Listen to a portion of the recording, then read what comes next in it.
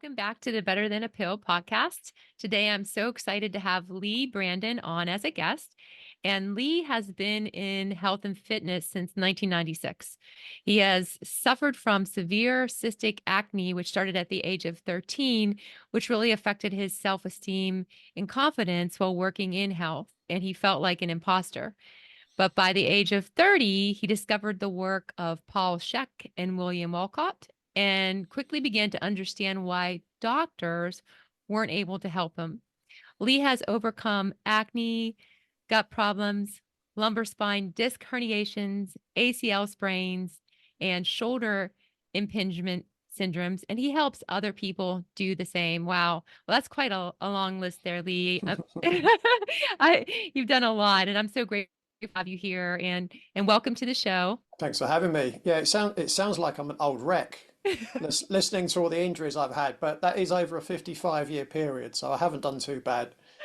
Yeah. No, I don't think so. That's true. If we put it in perspective and all the value and everything you've obtained from Yeah. those. But so I'm excited. And today we're actually going to talk about Leigh's struggle with acne specifically and how he really did overcome that. So I would love just to kind of start off and hear a little bit about your story with acne. Yeah, so as you said, it started when I was age 13, as it does for a lot of people, right? We know that it's about 85% of teenagers suffer from acne at some point. So I started off just getting some little blackheads around my nose, and then I was getting blackheads and whiteheads, and it just got gradually worse and worse and worse until eventually my mum said, "Do you want me to take you to the doctor to, help you with that?" And I was like, "Oh yeah, I'd like to go and get this sorted out." So went along to the doctor. He gave me a cream to use, an acne cream and a cleanser. And I went away and started using them, and it didn't really make any difference. So a few weeks or months later, I can't remember exactly the timeline, but we went back and he said, "Oh, okay, yeah, they're clearly not working. I need to put you on an antibiotic. But these will definitely work," he said. So, so I went away and I started using antibiotics, and actually they did get, my skin did clear up for about 6 weeks. And then it came back, and then it came back with a vengeance. It came back much worse. And so over the next 18 years, every time I went back to the doctor and said, it's not getting any better, the only solution that he could suggest was, "Oh, you've become resistant to that antibiotic. I need to give you a different one."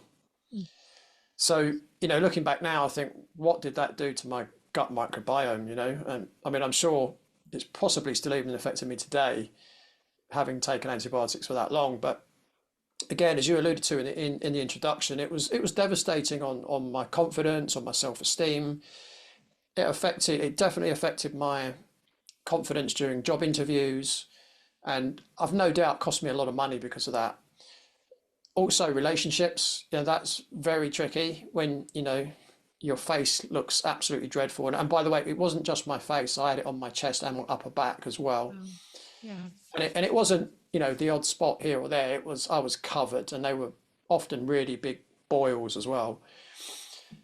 So the other thing I think is tough for people with acne as well is the anxiety. Even if you're having a good day, and there were good days, particularly in summer. So for me, getting out into the sun and sunbathing was actually really good. But each night you go to bed and you're just anxious of what you're going to look like in the morning. And one of the things we know as well is that anxiety can lead to acne as well. So it becomes a bit of a vicious cycle. So that was really the story of acne in a nutshell. But in terms of my recovery, as you said, it really started. I was at a conference in the UK at university. Paul Chek was one of the speakers who you mentioned. So he's actually from California. He's the founder of the Chek Institute. He was delivering a lecture called "Flatten Your Abs Forever." And you might think, how on earth would that lecture lead me to finding the solution to my own acne? Well, he was talking about how food affects your hormones and how hormones affect your skin, and how you can have food sensitivities and how food sensitivities can affect your skin. And he even mentioned acne as well. So of course, these light bulbs are going on in my head. And I was thinking, well, why hasn't my medical doctor ever told me this? And in fact, my medical doctor denied several times that acne has anything to do with diet. Now, the interesting thing is, since then, I've found hundreds of research papers that show a link between diet and acne. Mm. And even today, certainly in the UK, the National Health Service in the UK still say there is no link between acne and diet. And in my book, there's hundreds of references, and many of them are clearly showing the link between diet and acne. So, so in terms of my next step, so after this lecture at Loughborough University in England, I went back home and I went to see a guy locally, and he tested me, and it turns out I had a ton of food sensitivities, which is what Paul Check was talking about in his interview, and I also had a fungal infection. Mm.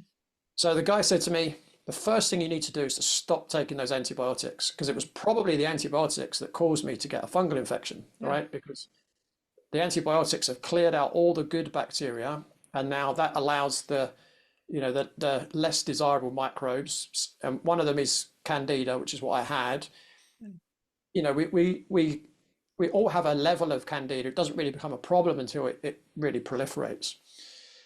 So this guy suggested I went on a elimination diet, eliminating all the foods that I was sensitive to, and also a very low sugar diet, because fungus feed off of sugar.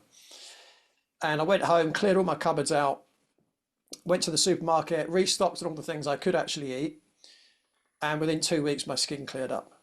And apart from the odd breakout, a few times a year, my acne didn't come back. Nice. That's powerful. Wow. Oh, and look, I mean, all the time going back on these antibiotics, Mm, back and forth, and the whole time, if you could have yeah. just made that change. Yeah, it's interesting. The other thing as well is a lot of people link teenage acne to hormonal changes, right? Which you can't deny. That happens. But if you ever study hunter-gatherer types, so people that don't live in Western societies and don't have supermarkets, etc., their teenagers don't get acne, right? But they do have hormonal changes.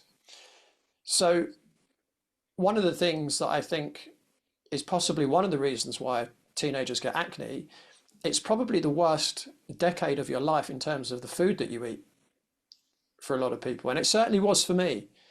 I was eating tons of wheat-based products. I was drinking fizzy drinks, sports drinks, fruit juices. I was drinking dairy in my protein shake. All these things that we know can cause acne were in my diet. In fact, it was almost all of my diet. Whereas if I could have met the future me when I was 13 and the knowledge I have now, Yeah. I'm pretty sure I could have changed my diet at age 13 and I would never have had those problems. Yeah. And a lot of boys your age or parents that are listening, like myself too, that have boys that are approaching that age now, we have that power, that knowledge to know like, Mm, okay, we don't have to run to the medicine or the antibiotic or the quick fix. There could be other things we could do, like you're mm, saying, right? Dairy, no sugar. I'm going to guess no processed food. Get rid of the junk, yeah, right? Start. yeah, Why not start there? yeah, absolutely. Yeah, and again, if you think about what are these hunter-gatherers eating, well, they're eating their natural diet. Yeah. Right. Yeah. It's that simple. Yeah. Exactly. And that's not to say, by the way, that it's always that simple to overcome acne. There are other things that can cause acne, and it can be more complicated, and it can be more of a longer journey to get there. I'm not saying everyone with acne can change their diet and it's going to be gone within 2 weeks. That's about the quickest time I tend to see, and that tends to only be males as well. Females are, let's face it, females, you are more complicated than us men hormonally. Right. So I generally find that in women it does take longer always on average. So I just didn't want to leave anyone with that idea that everyone could just change their diet and acne is going to be cured in 2 weeks, because that's not the case either, because there are a lot of factors involved. Sure, sure, but it's still powerful to share your experience, Mm, and that's what happened to you, yeah, and that could happen to other people as well. And understanding that it is an individual process, and Mentioned that we've got food and we've got things like candida or fungal infections or food sensitivities that can cause acne. What Mm. else? What else? Well, the one that's linked to that is leaky gut syndrome. So Yeah. that's where things that are in the gut can actually seep through the gut lining and enter the bloodstream. So things like, you know, bacteria, fungi, parasites, toxins, Yeah. and often things like the bacteria, the fungi, the parasites, they're releasing toxins as well. And what that does is that creates chronic systemic inflammation. Yeah. And if you think, what does inflammation do? Yeah, it's the immune system, and it's mopping up things that shouldn't be there. But what do we often see with inflammation? We see redness, we see swelling, we often see itchiness, and we could experience pain.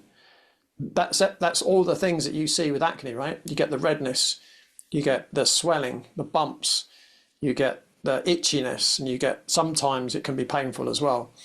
So that's quite a large factor. The one thing I kind of brushed over quickly was toxins. One of the things that I see causing acne in some people are heavy metal toxicity. And again, there's a story I talk about in the book with a lady that came to see me. She was age 27. She was getting married in 6 months' time. And for the first time in her life, her skin had broken out. And we changed the diet. Not much really happened. I ran a stool test. She did have a little bit of a dysbiosis in the gut. She had a parasite. We worked on that.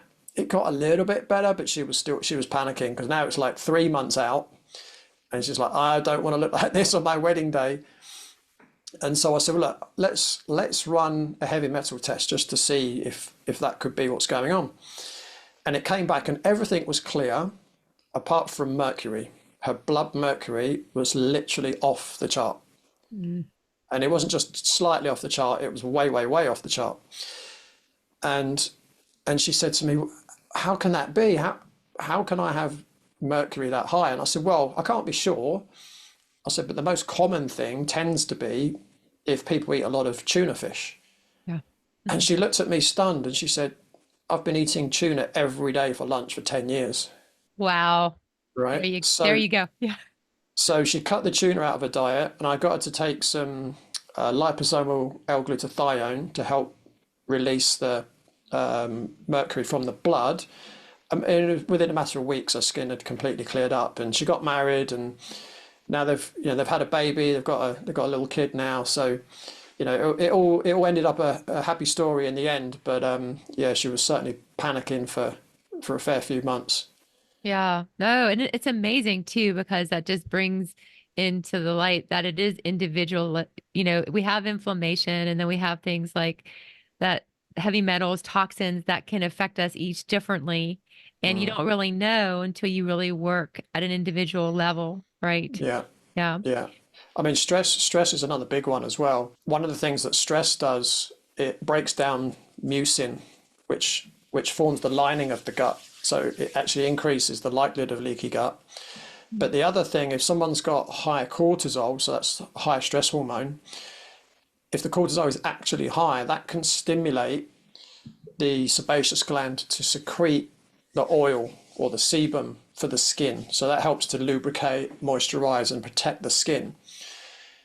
And when you're stressed, it stimulates the sebaceous gland, it releases more oil, the hair follicle now gets blocked, and that's what can cause like a whitehead or a blackhead. The bacteria that live on the skin, and they're there for a good reason, their only source of food is the sebum, so the oil from the sebum, and the protein from skin cells. It's not like the microbes in your gut, they get to feed on your food. Mhm. So when there's excess sebum, now these bacteria can proliferate and now they become a problem, just like the candida did in my gut. Mhm. So when they proliferate, now the immune system says, "Oh, we need to deal with this. This is a problem." So that's when you now get the inflammation, you get the redness, and you get those, the big cysts and nodules in the skin. But it's not just the hormone cortisol. The androgens, the male hormones, so things like testosterone, dihydrotestosterone, known as DHT, other hormones such as insulin and insulin like growth factor 1, they also stimulate the sebaceous gland to secrete sebum. And a lot of those hormones are stimulated after the release of insulin in the body. So when you eat something that's sugary, high glycemic, releases sugar into the blood very quickly, that stimulates the pancreas to secrete insulin, and now you've got that cascade going, and now you're getting that excess sebum. And that's why when you change your diet and you go on a low sugary diet, low glycemic diet, that your acne will almost certainly start to calm down. Mm. Another hormone that can also stimulate the sebaceous gland is excess estrogen. So, if your estrogen progesterone balance is normal, it's not really an issue. But if your estrogen levels go too high, or even if your progesterone goes too low, that can also cause stimulation. So there's quite a hormonal element to acne as well. So, it's definitely diet, it's hormonal, and it's also toxicity and inflammation. Sure, that makes sense. And what you shared about stress and then things like anxiety and so just curious as to, mindset. How is that important for acne? Yeah, that's a really good question, and it's one area that I find not that many people talk about. And the first thing I would say is a lot of people I see online, like on social media, if they're in like an acne group and they're asking for advice, they're generally saying, what product should I use? Or how long is it going to take before this pharmaceutical works? Or what dosage should I take? Right? Right. So the first thing I would say is your paradigm has to change. Acne is an inside job. So you need to treat acne on the inside of the body, and you need to treat it at the root cause level, not at the symptomatic level. So these products that you put on your skin, these pharmaceuticals, they don't treat the root cause of the problem. All they do is mask the symptoms. Now, there is one acne treatment that is actually, in some instances, successful in the long term. It used to be called Accutane. It's now called isotretinoin. The reason they changed the name was because some of the really serious side effects that some people get when they take it, and one of them is suicidal thoughts. Oh. Now, I don't know about you, but if I had a teenage son or daughter and they had acne, I would rather them have acne than suicidal thoughts. Yeah, 100%. Oh my Right. goodness. Yeah. And the reason why it can be successful in some people is because what it does, it basically shrinks the sebaceous gland, but it's a permanent shrinkage. So you might get rid of your acne, but what also happens is you now could well end up with dry skin for the rest of your life. So now you've just swapped one problem for another problem. So the other thing that's really important as well to get your head around is that my understanding of acne is that it is a warning sign. And it's a warning sign that if you don't treat the root causes, further down the line, the likelihood is you're going to end up with a much more serious disease. So the causes we've spoken about already are also linked to things like obesity, dementia, diabetes, heart disease, and cancer. So if you treat it with pharmaceuticals or skin or topical products or whatever, it may or may not work. But even if it does work, you haven't dealt with those root cause issues that could cause a potentially life-threatening illness, maybe 10, 20, 30 years down the line. Yeah. Yeah. So that's really important to get your head around. So that's kind of the first part of mindset, why that's important. The second part is to first of all understand that, when you look to overcome your acne, as I said, for most people, it's not going to be 2 weeks, it's going to be longer. And you've got to understand it can be a journey. And for some people, it can be several months, okay, depending on what your starting point is. So whenever you're starting on such a journey, you've got to be in the right mindset. So when, for instance, if I'm coaching people to overcome acne or indeed any other condition that I help people with, it's really important that the people understand there's going to be ups and downs on the journey. It's never just a smooth straight line from the start to the finish line. There's always peaks and troughs. There's challenges that people come up against. So you've got to be resilient before you start. So I take people through a process. The first thing I get people to do is to get really clear on what their goals are.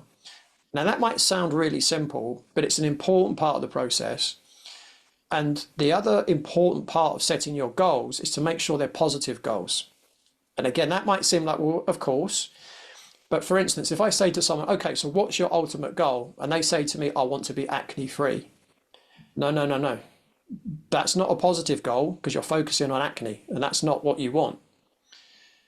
I'll say, how can you say that without saying the word acne or free or not?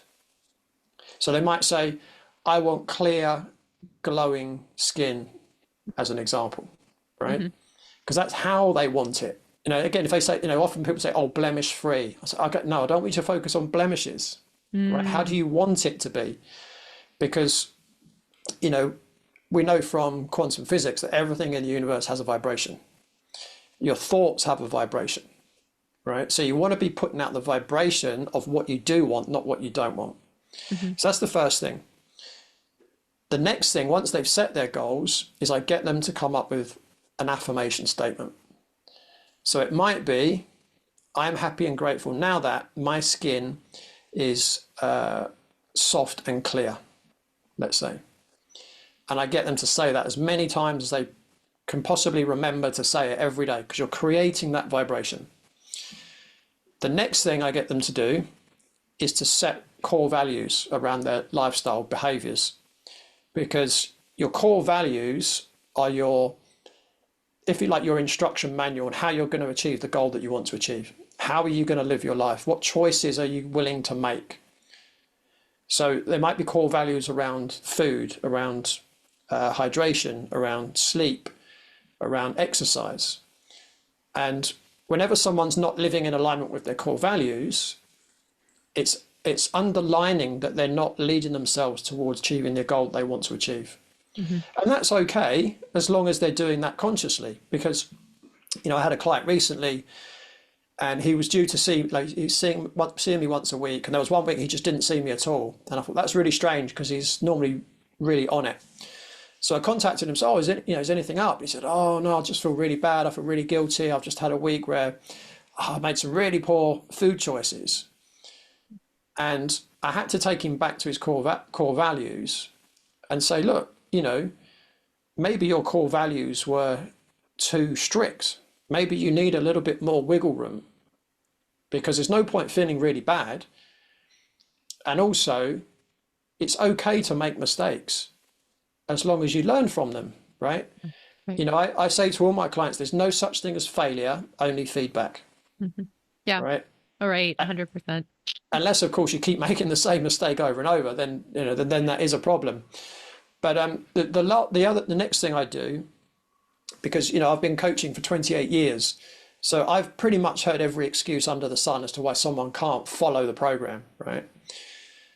And again, in my book and when I'm coaching clients, what I get them to do is to write down all their potential obstacles that are going to get in the way of them doing the things that they need to do to be successful. And I even list a lot of the common examples that I've heard over the years. And I'll give you one example. Someone once said to me, oh, well, I didn't have control over my lunch that day because my work called a lunchtime meeting and they supplied sandwiches. I said, okay, so let's look into this. How much control did you have over the situation? And they said, well, none, because they called a lunch and that was it. That was the food that they supplied. I said, okay, so if you had that situation again, what would you do? And they thought, and they said, well, I could have taken my own food in for lunch, actually. I said, okay, anything else? I could have popped out to the local place that I know does some really healthy food, and I could have taken that food into the meeting. I said, okay, so did you have control or not? Yeah, I did, really. But if you come up with these solutions even before you're in that situation, you're far less likely to fall off the wagon. So it's just getting that resilient mindset before you start, because no program in the world is going to work if you don't follow it. Yeah. Oh, yeah. That makes sense. Yeah. And even with acne, as well said, it goes a lot deeper. It doesn't matter. It's like you have to kind of be aware and take these steps. That's really great examples. Yeah, I mean, there's so much involved here. I mean, we've got the level of our gut, clearing out, getting rid of detoxing, and we have inflammation, obviously, that can be an effect, side effect and cause problems. We've got Mm. mindset, we've got lifestyle. What I'm just curious if you had to give everybody some basic don'ts when it comes to what to do nutritionally, what would you tell people? So the first thing, we're all different. That's arguably the most important thing to understand. So while one of the chapters in my book is called the acne elimination diet, it's actually teaching people how to find out what's right for them. So yes, I do talk about the foods we've already spoken about, the high sugary foods, the dairy foods. We haven't spoken about seed oils and vegetable oils. They're another one because they're very inflammatory. But the process I take people through is to find out the right fuel mix for them. And what I mean by fuel mix is your fats, your proteins, and your carbohydrates. Because we're all biochemically individual. If you think about it, we all come from different parts of the world, right? You're in the US, I'm in the UK. You could easily say we're all made from immigrants, right? The UK is a real mix. I know I've got some Asian blood in me somewhere from not that long ago, actually. In the United States, I mean, there are hardly any native people left in the United States, right? But it's a real cultural mix. So, depending on how your ancestors would have eaten, will show you how your body has evolved over thousands, tens of thousands of years. But because we're such a mix, it's not that easy. So I take people on a journey where I teach them how to find the sweet spot of how much fat, protein, and carbohydrate do they need at each meal. And one of the things that's really important for acne is that helps you to balance your blood sugar levels. I mean, it gives you a whole host of other benefits as well. And I was on a podcast interview yesterday, and I was saying, you know, my clients tell me they also get side effects when they follow my program. So their acne clears up, but they get more energy, they lose weight, they think better, they perform better, their anxiety goes away, they don't have cravings for foods, and ultimately, they get more confident, more self-esteem, and they feel happier, right? Hmm. Yeah. And that's a big part of it is, when you really get dialed in to the right food for you, that's really important. I would say as much as possible, get high quality foods. I'm really talking about, organic wherever possible. And again, wherever possible, buy foods where there's one ingredient, right? If you buy beef, it's beef. If you buy an apple, it's an apple. If you buy a potato, it's potato. But if you're picking something up and it's got lots of different ingredients on it, I mean, sometimes it could be okay, but as much as possible, try and cook your own food as much as you can, because then you know what's in it, you're controlling what's in it. Food labels can also be a little bit misleading as well, even if you know what you're doing. So try and eat foods that haven't been processed or ultra processed.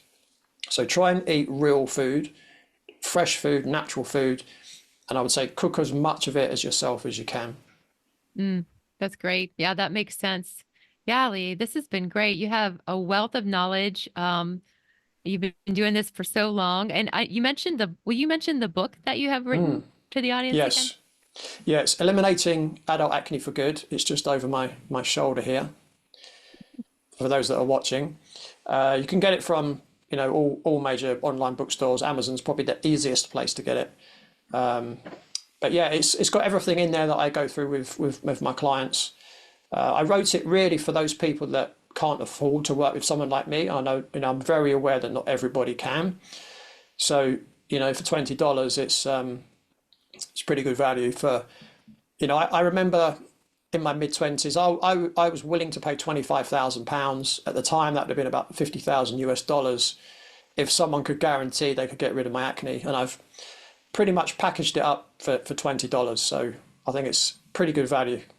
Yeah, that's awesome. That's awesome. And I've also included the link here to where people can learn more about the work you're doing in this Awesome. episode. So That is awesome. This has been great. And, I'm sure that I know I took away a lot today and I'm sure other people did too. So yeah, you know how to reach Leigh. And thank you, Leigh, so much for coming on here today. Mhm. Thanks for having me. And remember, we do new episodes every other week on Wednesday, and I look forward to having you join me then.